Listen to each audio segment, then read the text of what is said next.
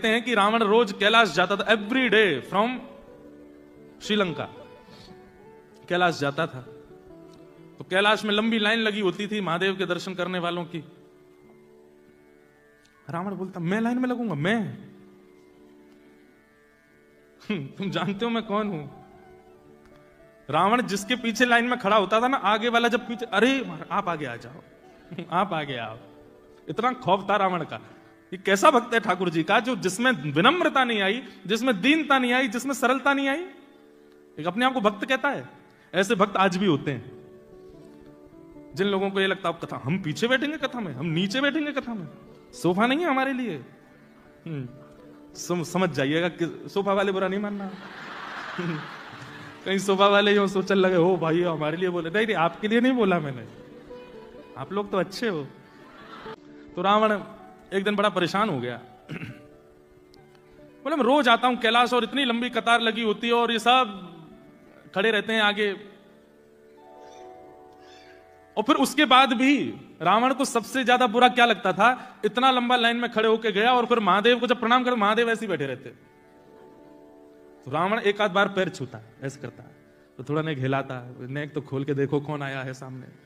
रावण आके कभी स्वर्ण चढ़ा रहा है, कभी रत्न चढ़ा रहा है। महादेव तो वो तो चिदानंद रूप है शिवो, हम उनको स्वर्ण से प्रसन्न करोगे, उनको रत्न से प्रसन्न करोगे तो अपने में स्थित रहते हैं।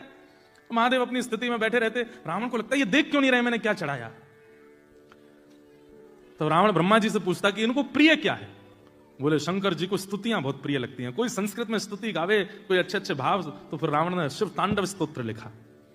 अच्छा, रावण की विशेषता यह थी कि वो अपने शब्दों को इतना भयानक प्रयोग करता था कि उन शब्दों से ऐसा लगे कि मानो डमरू बज रहा है।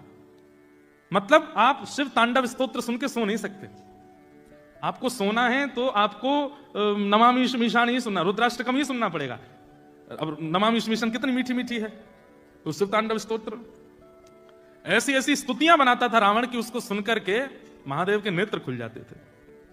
यस्यास्ते ड्राट ड्राट डुट डुट ममलम टम टम टम टम टम डम शम डम शम डुडम शम डुहि डुहि चकितम भूपके भूपनालम तैलम तैलम तो तैलम कुकु कुकु कुकु ख्वांग कुखांग ख्वांग कुखांग ख्वांग ध्यायन्ते यस्य गान्ते वसति स सकलम पातुनो चंद्रचूड़।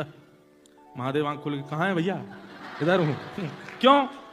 हिमालय की चोटियां हिलने लगती थीं, क्योंकि एक तो होता है एक मुख से और मीठे स्वर से बोलना, वो 10 सिर से चिंगाड़ करके बोलता था, पूरी ताकत लगा देता था। तो हिमालय हिलने लगता था, बर्फ गिरने लगती थी, महादेव भी झूमने लगते थे। महादेव के भाई रुक जा आजा, जल चढ़ा ले आजा।